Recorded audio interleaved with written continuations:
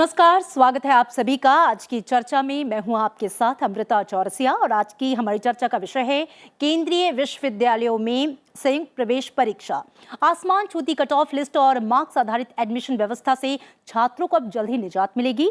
नई राष्ट्रीय शिक्षा नीति के तहत सरकार देश के सभी केंद्रीय विश्वविद्यालयों के अंडर ग्रेजुएट कोर्सेज में एडमिशन के लिए कॉमन एंट्रेंस टेस्ट को लागू करने की योजना पर काम कर रही है। यानी कि इंजीनियरिंग और मेडिकल कॉलेजों में प्रवेश के लिए आयोजित होने वाली जेईई और नीट जैसी परीक्षाओं की ही तर्ज पर अब विश्वविद्यालयों में स्नातक के गैर तकनीकी पाठ्यक्रमों में प्रवेश के लिए भी संयुक्त परीक्षा होगी और सरकार ने इसके लिए एक कमेटी का भी गठन किया है। ये 7 सदस्यीय कमेटी एंट्रेंस टेस्ट का स्तर और पैटर्न जो है वो तय करेगी, जिसे शैक्षणिक सत्र 2021-22 से लागू किया जाएगा।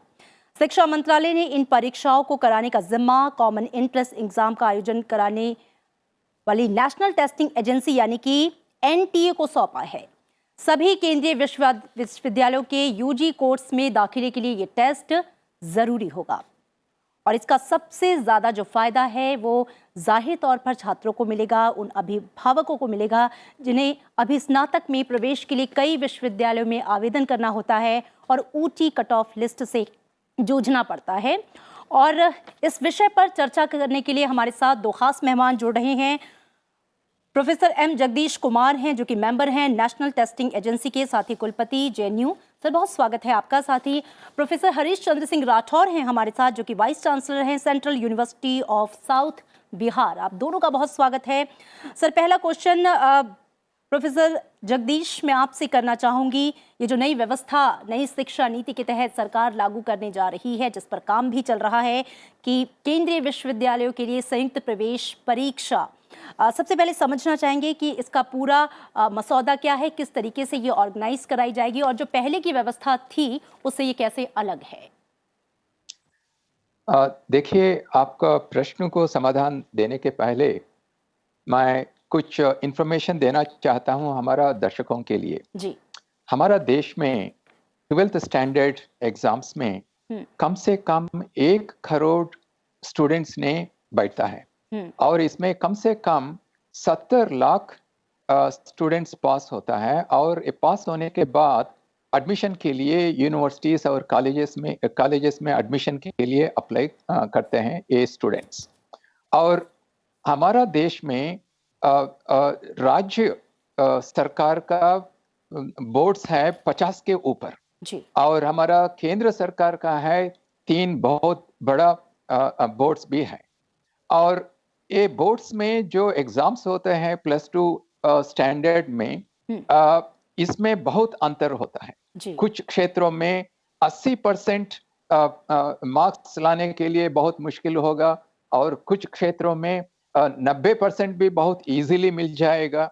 और इतना अंतर रहने के बाद ये स्टूडेंट्स एडमिशन के लिए यूनिवर्सिटीज में कॉलेजेस में अप्लाई करें तो क्या होगा, जो क्षेत्रों में जो स्टूडेंट्स को इजीली मार्क्स मिलेगा इनको एडवांटेज होगा और जो स्टूडेंट्स को बहुत मुश्किल से 80% मिलते हैं इनका एग्जाम्स में, इनको बहुत मुश्किल होगा। तो based on marks alone admitting students in the universities, ये तो ठीक नहीं है। आज ही मैं पढ़ा न्यूज में कि एक जय किशोर प्रधान ओडिशा से 64 year old retired bank employee ने नीट एग्जाम्स को क्लियर करके फर्स्ट ईयर एमबीबीएस में ज्वाइन किया। आप सोचिए, इनका एडमिशन +2 बेसिस पे हुए तो मुझे पता नहीं होगा नहीं, लेकिन ये एडमिशन टेस्ट के वजह से, एंट्रेंस टेस्ट के वजह से इनको ये अपॉर्चुनिटी मिला। इसलिए जो केंद्र सरकार ने as part of the national education policy एक एंट्रेंस एग्जाम, पूरा देश में एक एंट्रेंस एग्जाम करने के लिए, ऑर्गेनाइज करने के लिए जो निर्णय लिया, मैं सोचता हूं कि ये बहुत अच्छी निर्णय है और लॉन्ग ड्यू भी है। स्टूडेंट्स को बहुत आसान हो जाएगा। आगे समय में, आगे साल में 2021-22 में एक बार होगा, लेकिन आगे सालों में 2 बार हो सकता है और as we progress it can be held even 3 times in a year सो इससे क्या फायदा होगा स्टूडेंट्स को? एक बार एंट्रेंस एग्जाम में अच्छा नहीं किए तो दूसरा बार भी इनको अपॉर्चुनिटी मिलेगा, तीसरा बार भी अपॉर्चुनिटी मिलेगा। तो मैं सोचता हूँ कि ये बहुत अच्छी डिसीजन है और सभी यूनिवर्सिटीज में पहले हम सेंट्रल यूनिवर्सिटीज में शुरू करेंगे और सभी यूनिवर्सिटी इसको अडॉप्ट करे तो जी मैं सोचता हूँ कि ये स्टूडेंट्स के लिए बहुत बहुत अच्छा होगा। जी बिल्कुल। प्रोफेसर हरीश चंद्र, मैं आपका रुख करना चाहूंगी और जैसा कि प्रोफेसर जगदीश भी कह रहे थे कि जो मार्क्स पर आधारित कट ऑफ लिस्ट और उसके बेस्ड पर जो सिलेक्शन होने का जो प्रोसेस होता है, क्योंकि हमने देखा है कि देश के अलग अलग बोर्ड्स में अलग अलग स्तर पर मार्क्स के पैटर्न्स होते हैं। हमने ये भी देखा है कि जो मैथ स्ट्रीम्स के या साइंस स्ट्रीम्स के बच्चे होते हैं उनके मार्क्स अधिक जाते हैं कंपैरेटिवली जो आर्ट स्ट्रीम्स के होते हैं। तो जब ये एक कॉमन जो है संयुक्त प्रवेश परीक्षा पूरे देश में लागू होगी, आपको क्या लगता है कितना इसका फायदा सीधे तौर पर छात्रों को पहुंचेगा? निश्चित रूप से फायदा ही फायदा पहुंचेगा छात्रों को। जब भी हम कोई बात करते हैं तो स्वाभाविक रूप से उसके पीछे कोई ना कोई चिंतन होता है, कोई दर्शन होता है जी। और विशेषकर जब शिक्षा के क्षेत्र की बात है तो उसके पीछे जो पेडागोजिक कंसिडरेशन है वो महत्वपूर्ण होती है। अभी क्या हुआ है कि जो मार्क्स के आधार पर विभिन्न विश्वविद्यालयों में एडमिशन्स होते हैं, उसने मूल रूप से अगर आप देखें तो जो शिक्षा का उद्देश्य है उसी पे चोट की है। जी। जैसे कि अब 90% मार्क्स और 99% मार्क्स और 95% पे एडमिशन दिल्ली में है, दिल्ली विश्वविद्यालय के एग्जाम्पल ले लें, क्लोज हो जाता है। तो एक बच्चों में नंबर पाने की होड़ लगी है और ऐसी भी देखने में चीजें आती हैं कि स्कूल्स भी और बोर्ड्स भी एग्जामिनेशंस में मार्क्स देने की उनमें भी होड़ लगी है।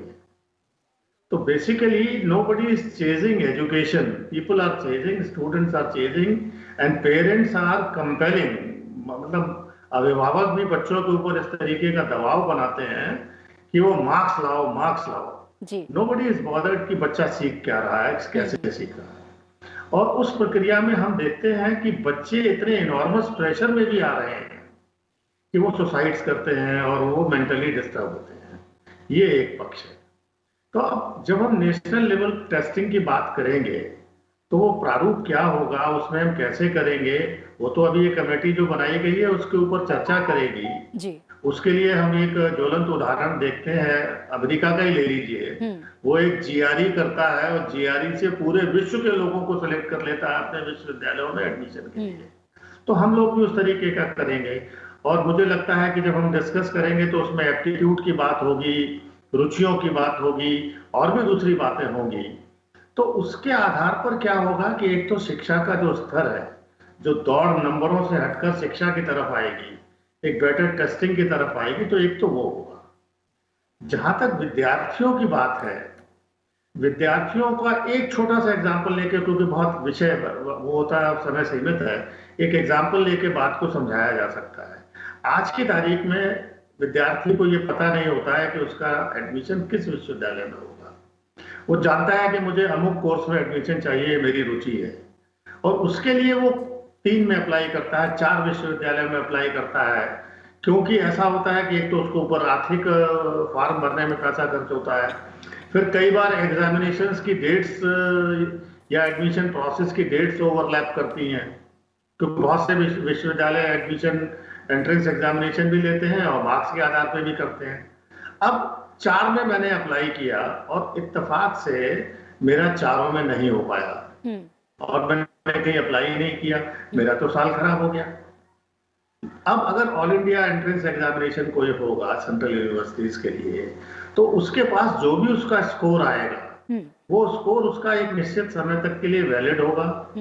उस स्कोर के आधार पर हो सकता है वो उसी सत्र में किसी एक केंद्रीय विश्वविद्यालय में ना एडमिशन पाके किसी दूसरे में पा जाएगा, तो उसका एक तो साल नहीं खराब होगा और दूसरा क्या है, उसे एक ही फॉर्म भरना है, एक ही बार इम्तिहान में जाना है।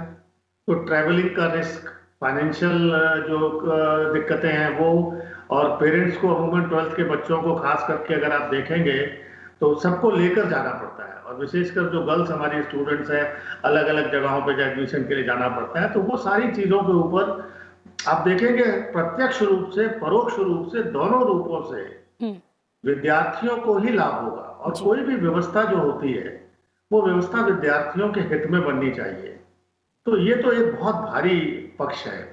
नई शिक्षा नीति के अंतर्गत जो देखा गया और नई शिक्षा नीति के अंदर जो बात की गई है उसमें और भी बहुत सी चीजें हैं। उसमें क्रेडिट ट्रांसफर की बात होती है, उसमें एक कोर्स हम किसी विश्वविद्यालय में, दूसरा कोर्स किसी और विश्वविद्यालय में भी लेने की संभावनाओं की बात है जी। तो मुझे लगता है कि ये जो हम कॉमन एंट्रेंस टेस्ट जो शुरुआती तौर में, जैसा अभी प्रोफेसर जगदीश जी ने कहा कि एक्सपेरिमेंट के रूप में केंद्रीय विश्वविद्यालयों में कर रहे हैं, तो मुझे ऐसा लगता है कि इसके बाद हम शायद वो जो दूसरी पीढ़ी क्रेडिट ट्रांसफर वाली है, कोर्स चॉइसेस वाली बात है, क्योंकि अब बच्चे को हम एक ऐसा सिस्टम भी देने की कोशिश करेंगे जी कि सारे के सारे विश्वविद्यालयों में कौन कौन से कोर्सेज हैं, उनको पढ़ाने के कौन कौन से टीचर्स हैं, यूनिवर्सिटीज के पास क्या क्या सुविधाएं हैं। तो हो सकता है कि इंटरनेट पे बैठकर ही वो डिसाइड कर सके कि मुझे ये पर्टिकुलर कोर्स करना है, और आने वाले दिनों में हम ये संभावनाएं भी दे सकें केंद्रीय विश्वविद्यालयों में कि आप ये कोर्स इस विश्वविद्यालय से कर लीजिए, ये दूसरे से कर लीजिए, और अपना क्रेडिट्स को कंबाइन करके अपनी डिग्री को एनरिच कर लीजिए। क्योंकि अल्टीमेटली सबसे बड़ा उद्देश्य तो ये है कि जो बच्चा डिग्री ले वो अपने हिसाब से ले, अपनी रुचि के हिसाब से ले, और अपने आप को एम्पावर्ड महसूस करे जी। तो देखते हैं इसमें फायदे ही फायदे हैं। और ये नई शिक्षा नीति में रखा गया, और ये लॉन्ग ड्यू था। 12-13 केंद्रीय विश्वविद्यालय तो पहले से ये कॉमन एंट्रेंस टेस्ट कर रहे हैं, अब सबको उसमें सम्मिलित करने की बात है। मैं समझता हूँ लाभ ही लाभ है। जी प्रोफेसर जगदीश, अक्सर ये चर्चा होती है कि जो प्रतिभा या टैलेंट का जो पैमाना है उसको अंकों से नहीं मापना चाहिए। अब ये जो नई व्यवस्था है कॉमन एंट्रेंस टेस्ट, जाहिर तौर पे जो छात्र हैं एलिजिबल वो अपनी प्रतिभा का यहाँ पर प्रदर्शन कर सकेंगे, क्योंकि जो एक होड़ होती थी एग्जाम्स में, बोर्ड एग्जाम्स में मार्क्स पाने की, उसका प्रेशर भी कम होगा छात्रों पर। देखिए, ये एंट्रेंस एग्जाम में सिर्फ प्रतिभा का नहीं सब्जेक्ट में, लेकिन इनका एप्टीट्यूड भी हम चेक करेंगे जी। आजकल क्या हो रहा है, बच्चों को पीयर प्रेशर से, सोसाइटी प्रेशर से जो कोर्सेज नहीं करना चाहते हैं वो सिलेक्ट करेंगे, लेकिन बच्चों ने ये एग्जाम लिखने के बाद इनका एप्टीट्यूड क्या है वो पता चलेगा। इसके बेसिस पे स्टूडेंट ने कोर्सेज को चूज कर सकते हैं, ये पहले बात है। और दूसरा, ये एप्टीट्यूड टेस्ट ये पहले बार हम नहीं कर रहे हैं। For example, if you are taking architecture, in bachelor of architecture studies, there it is necessary that one writes an aptitude test. This is one important aspect. और दूसरा है कि एक कॉमन काउंसलिंग हम NIITs में, IITs में करते हैं, और बच्चों एक वेबसाइट पे इनका प्रेफरेंसेस दे सकते हैं, और based on their ranking in the entrance exam, एक IIT में, एक NIT में नहीं मिले तो दूसरा NIT में मिलेगा, और second choice, third choice, fourth choice ऐसा दे सकते हैं। हम BA, BSc, BCom प्रोग्राम्स में सिमिलर कॉमन काउंसलिंग हम कर सकते हैं if there is one common entrance test across the country, because a lot of students, they actually prefer BA in social sciences, BA in arts. They may be coming from science background, लेकिन जो science background से आते हैं इनका marks बहुत ज्यादा होगा और इनको बहुत इजीली एडमिशन मिलेगा ए BA arts, humanities, social sciences में। लेकिन जो लोग +2 में आर्ट्स, ह्यूमैनिटीज, सोशल साइंसेस में पढ़ते हैं, इनको ज्यादा मार्क्स +2 में नहीं आए तो इनको अपॉर्चुनिटी नहीं मिलेगा। इसीलिए मैं कह रहा हूं कि एक common test across the country will be the best possible thing that we can do for the students. जी बिल्कुल। प्रोफेसर हरीश, जैसा कि आप भी कह रहे थे कि अमेरिका में जो JRE की व्यवस्था है और जिस तरीके से वो एक कॉमन एंट्रेंस टेस्ट लेते हैं पूरे वर्ल्ड के जो छात्र हैं उनके लिए, भारत में भी अब इस तर्ज पे काम हो रहा है। छात्रों के लिए भी कहीं ना कहीं एक बड़ा स्कोप है, एक परीक्षा से एक बड़ा स्कोप है कि वो किसी भी यूनिवर्सिटी में अपनी योग्यता के आधार पर उनका चयन किया जा सकता है? निश्चित रूप से ये तो सुनिश्चित होगा ही, ये तो निश्चित रूप से सुनिश्चित होगा और विद्यार्थी के सामने एक बिल्कुल स्पष्ट पिक्चर होगी जी। वो जानेगा कि मैं अंडर ग्रेजुएट आर्ट्स स्ट्रीम में जाना चाहता हूँ, अंडर ग्रेजुएट साइंस स्ट्रीम में जाना चाहता हूँ, under graduate commerce and management stream में जाना चाहता हूँ, या अंडर ग्रेजुएट लॉ स्ट्रीम में जाना चाहता हूँ, एजुकेशन में जाना चाहता हूँ। क्योंकि now we are talking of, हम लोग इस समय जो 4 ईयर बीएड इंटीग्रेटेड प्रोग्राम की बात कर रहे हैं वो भी 12th के बाद ही अवेलेबल होगा। लॉ 5 ईयर इंटीग्रेटेड 12th के बाद अवेलेबल है। तो अब बड़ा महत्वपूर्ण ये है कि बच्चा 12वीं क्लास में ही एक तरफ तो मेजर डिसीजन लेता है कि मुझे इंजीनियर बनना है तो आईआईटीज में जाएगा, मेडिकल में जाएगा, लेकिन उसके अलावा मुझे साइंटिस्ट बनना है, मुझे कॉमर्स में बिजनेस मैनेजमेंट करना है, मुझे लॉ ग्रेजुएट बनना है, मुझे टीचर एजुकेशन में जाना है, एजुकेशन में जाना है, या मुझे एक हिस्टोरियन बनना है, सोशल साइंटिस्ट बनना है। तो at the 12th stage only वो बच्चा अपने आप को तैयार करेगा और एक क्लियर पिक्चर के साथ वो एंट्रेंस एग्जामिनेशन में बैठेगा जी। और अब ये तो एंट्रेंस एग्जामिनेशन की जो बॉडी है जिसके ऊपर हम लोग काम करेंगे, वो टेस्ट करके उसके एप्टीट्यूड्स, उसकी रुचियों के आधार पर उसका एक असेसमेंट करके उसको एक रिकॉर्ड देगी, एक मार्क देगी बनाकर, और उसके आधार पर now he has a report card. उसके बाद वो अलग अलग यूनिवर्सिटीज में एक सेंट्रल काउंसलिंग के रूप से जाएगा या डिसेंट्रलाइज जाएगा, ये तो एक मामला मसौदा क्या होगा ये तो आने वाले समय में ये कमेटी देखेगी और एक नीतिगत फैसला बाद में होगा। लेकिन ये तो तय बात है कि बच्चे के सामने एक स्पष्ट विकल्प होगा और बच्चे का जो आज की तारीख में जो फ्रस्ट्रेशन है वो समाप्त हो जाएगा। आत्महत्या की प्रवृत्ति जो है और आत्महत्या के केसेस निश्चित रूप से बहुत कम होंगे। पेरेंट्स को और बच्चों को आप देखेंगे हर तरीके से एक स्पष्ट मार्गदर्शन के साथ उनको अपने इच्छा के अनुसार, अपनी रुचियों के अनुसार एक बहुत 42 विश्वविद्यालयों का, सॉरी अब तो वो 48 हो गए हैं फंक्शनल, 48 फंक्शनल सेंट्रल यूनिवर्सिटीज का जो कोर्सेज की जो चॉइस है वो एक प्लेटफॉर्म पे मिलेगी। ये बड़ी बात है। आज की तारीख में बहुत से बच्चे जानते ही नहीं है कि बीएचयू में क्या कोर्स है, जेएनयू में क्या है, मेरी यूनिवर्सिटी में क्या अवेलेबल है। फिर मेरी यूनिवर्सिटी का कौन सा स्ट्रेंथ है, जेएनयू का कौन सा अंडर ग्रेजुएट स्ट्रेंथ है, कहाँ का कौन सा अंडर ग्रेजुएट स्ट्रेंथ है, बच्चों को मालूम नहीं है, बच्चे भटकते हैं। तो एक तरीके से वो भी अगर आप देखेंगे तो एक सेंट्रलाइज्ड उनको सारे के सारे कोर्सेज का स्ट्रक्चर मालूम पड़ेगा and students will be greatly benefited, ऐसा मैं महसूस करता हूँ। जी बिल्कुल, हमने देखा है कि 12वीं के बाद से अच्छे कॉलेजों में एडमिशन लेना किसी चुनौती से कम नहीं होता। एक तो मार्क्स का प्रेशर, ऊंची कट ऑफ लिस्ट जाती है, उसके बाद अलग अलग कॉलेजों में दौड़ना, एक आर्थिक प्रेशर भी आता है बच्चों के ऊपर, मानसिक दबाव भी आता है। इन सब चीज़ों से कम निजात मिलेगी इस कॉमन एंट्रेंस एग्जाम से। प्रोफेसर जगदीश, मैं आपका रुक करना चाहूँगी, इसमें कॉमन पूल की भी बात हो रही है केंद्रीय विश्वविद्यालयों की, इसे आप कैसे देखते हैं और इसके आने वाले दिनों में हम किस तरीके से इससे फ़ायदा देखते हैं? देखिए, अभी तक हम क्या किया, अलग अलग यूनिवर्सिटीज ने एंट्रेंस एग्जाम कंडक्ट किया और स्टूडेंट्स को अलग अलग एग्जाम्स को लिखना पड़ेगा। ये तो बहुत मुश्किल है। If all central universities can come together and have one common entrance exam, no, it will provide a great opportunity for the students to write one single exam and then join in any of the universities where they get the opportunity to join. But having said that, ये भी मैं आपको बताना चाहता हूँ, India में large scale operations करना इसमें बहुत एक्सपीरियंस है।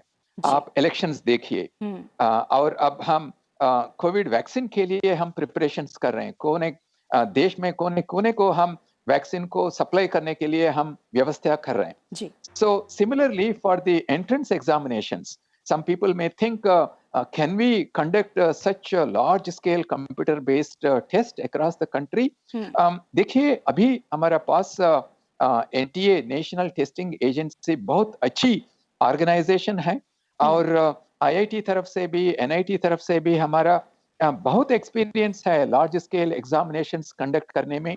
और आजकल हमारा कम्युनिकेशन सिस्टम्स भी बहुत इम्प्रूव हो गया। So therefore, it is quite possible to conduct such a national level exam, once, twice, or thrice throughout the year, so that students can attempt these exams and then obtain their score and get their admissions, in the universities. So I think that it was a long due step, and as part of the national education policy, introducing technology in education is something that we need to look at. देखिए, national education policy में digital platforms के ऊपर बहुत emphasis है। Inside the classroom, outside the classroom, हम कैसा हम information and communication technologies को उपयोग करके स्टूडेंट्स को क्रिएटिव और इनोवेटिव हम कैसा बन सकते हैं, इसमें बहुत एम्फेसिस है। एज पार्ट ऑफ दैट हमारा एडमिशन प्रोसेस भी टेक्नोलॉजी के साथ होना चाहिए, टेक्नोलॉजी को इंट्रोड्यूस करके होना चाहिए, and this is a first step. I am sure in a couple of years we will these exams will mature, and then we will be able to conduct across the country, and all the universities, I am hopeful that they will adopt this common entrance exam, because it is going to make everybody's life easy if you have one common entrance exam. और one last point मैं आपको बताना चाहता हूं, एक computer based exams में एक बहुत इंपॉर्टेंट एडवांटेज है, फेयरनेस, बायस फ्री और highly reliant, the reliability of the exam है. आप ह्यूमंस आंसर स्क्रिप्ट्स को चेक करें तो इसमें बहुत मुश्किल होगा. The humans will get tired and there can be bias from answer to answer, lekin machine corrected answers will be completely free of all these biases. It will be completely objective, highly reliable examination, because you see, getting admission in a good university is a struggle for everybody. Even a half a mark or 1 mark this side, that side, due to human errors, if that is introduced, it will change somebody's life. Therefore, it is important that this common test exam, this common computer-based test is conducted in such a way that it is highly reliable, transparent, and bias-free. बिल्कुल. Professor Harish, नई शिक्षा नीति के तहत उच्च शिक्षा में जो बदलाव किए जा रहे हैं, उसे आप कैसे देखते हैं? देखिए, ये तो बड़ा व्यापक विषय प्रश्न पूछा आपने, इसके कई उत्तर देने पड़ेंगे. अगर इसी संदर्भ में देखा जाए जिसमें हम बात कर रहे हैं आज, एंट्रेंस एग्जामिनेशन के रूप में ही, अभी भी एक बदलाव होगा, बड़ा बदलाव होगा जी. इस बदलाव का जहां अभी हम लोग अभी एक चर्चा कर रहे थे कि इससे विद्यार्थियों का लाभ होगा, अभिभावकों का लाभ होगा, इसका एक और दूसरा पक्ष अगर आप देखें, जिसको कि मैं समझता हूं जो बराबर महत्वपूर्ण है, वो ये है कि होगा क्या कि जो अच्छी यूनिवर्सिटीज हैं, अच्छे कॉलेजेस हैं, हाई रैंकिंग विद्यार्थी स्वाभाविक रूप से उन यूनिवर्सिटीज की तरफ, उन कोर्सेज की तरफ अट्रैक्ट होंगे. अब जो डिपार्टमेंट्स या जो यूनिवर्सिटीज लो परफॉर्मिंग हैं, या जो यूनिवर्सिटीज के स्टैंडर्ड्स, एकेडमिक स्टैंडर्ड्स, या जिनका पब्लिक परसेप्शन, पब्लिक में बहुत अच्छी इमेज नहीं है उन यूनिवर्सिटीज की, उनको स्वाभाविक रूप से लो रैंकिंग स्टूडेंट्स प्रेफर करेंगे. तो जिसको कहते हैं कि जो बेस्ट जज ऑफ एकेडमिक स्टैंडर्ड्स कौन है, वो यूजर है, विद्यार्थी है. तो आने वाले दिनों में ये भी एक संभावना है कि विश्वविद्यालयों को भी सजग होना पड़ेगा, उनको भी कॉम्पिटिटिव होना पड़ेगा, और अपने स्टैंडर्ड्स में, अपने टीचिंग लर्निंग प्रोसीजर्स में एक बहुत व्यापक इंप्रूवमेंट लाना पड़ेगा. जी. तो अभी तो क्या है कि अलग अलग जगहों पे अलग अलग एग्जाम है और किसी को समझे नहीं आता है. हर आदमी अपने, आधी यूनिवर्सिटी कहती है हमारी सब सीट भर गई, हमारी सब सीट भर. आपको तब समझ में आएगा कि आपके किस कोर्स की सीट किस रैंकिंग के विद्यार्थियों से भर रही है. जी. तो हर विश्वविद्यालय को एक इंट्रोस्पेक्शन का भी मौका मिलेगा, एक आत्मचिंतन, आत्ममंथन का मौका मिलेगा कि हमको हमारे अंदर क्या कमियां हैं.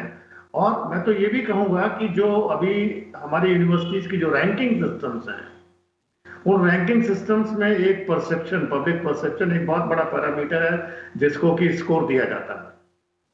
अब उस स्कोर का तो अगर कहीं देना है किसी विश्वविद्यालय को, तो एंट्रेंस एग्जामिनेशन के कौन से विद्यार्थी किस यूनिवर्सिटी में फर्स्ट प्राइज दे रहे हैं, सेकंड चॉइस दे रहे हैं, वो ऑटोमेटिकली परसेप्शन स्कोर निकल जाएगा. तो एक तरीके से एक गुणवत्ता की जो दौड़ है होगी, गुणवत्ता के लिए भी फिर विश्वविद्यालयों को प्रयासरत होना पड़ेगा और सजग होना पड़ेगा, नहीं तो फिर पब्लिकली वो एक्सपोज होंगे।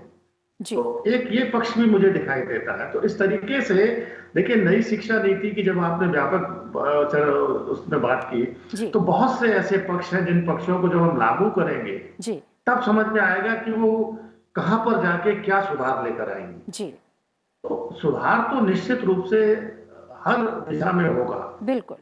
तो मैं तो इसको बिल्कुल ये मानता हूं कि एक अच्छी शुरुआत है। अब केवल निर्भर इस बात के ऊपर है, जैसा जगदीश जी ने कहा, कि हमारे पास टेक्नोलॉजी है, हमारे पास एक बहुत बड़ा जी जी अनुभव है। जी बिल्कुल। जैसे मैं उदाहरण के लिए बीएचयू जैसी यूनिवर्सिटी जो है आज की तारीख में राष्ट्रीय स्तर पर और entrance examination, all India entrance examination 1986 से करा रहा है, जी जिसमें लगभग 3 से 7 लाख रुपए विद्यार्थी हर साल बैठते हैं। तो उस तरीके का एक विशेष विश्वविद्यालयों के पास भी अनुभव। अब नेशनल टेस्टिंग एजेंसी आ रही है, बहुत बड़ा टेक्नोलॉजिकल इनपुट हमारे साथ है, और हमारे जो अब तक हमने जी एग्जामिनेशन और एग्जामिनेशन किए हैं वो अनुभव हमारे जी साथ है। बिल्कुल। तो निश्चित रूप से हमको लगता है कि हम एक बहुत बड़ी कामयाबी हासिल होगी, और भविष्य में आने वाले दिनों में जहां विद्यार्थियों के लिए एडमिशन सुगम होगा, निश्चित रूप से जो शिक्षा के स्तर हैं, विश्वविद्यालयों की जो एजुकेशन का स्टैंडर्ड है, उन सब में एक गुणात्मक सुधार बिल्कुल, उसमें एक गुणात्मक सुधार हम देखेंगे मेरा ये और मानना है। निश्चित रूप से कुल मिलाकर ये एक अच्छी पहल है। और जैसा कि आप दोनों ने कहा कि गुणात्मक शिक्षा की तरफ बढ़ता हुआ एक कदम है। आप दोनों मेहमानों का बहुत शुक्रिया इस पूरी चर्चा के लिए और हमारे साथ बने रहने के लिए। तो कुल मिला के जो ये नया कदम है, एक कॉमन एंट्रेंस एग्जाम का, संयुक्त प्रवेश परीक्षा का, पूरे देश के स्तर पर केंद्रीय विश्वविद्यालयों में इसका सीधे तौर पे लाभ छात्रों को मिलेगा, उनके अभिभावकों को मिलेगा और शिक्षा जगत में भी हम इसमें गुणात्मक सुधार देखेंगे। फिलहाल आज की चर्चा में इतना ही। दीजिए इजाजत, नमस्कार।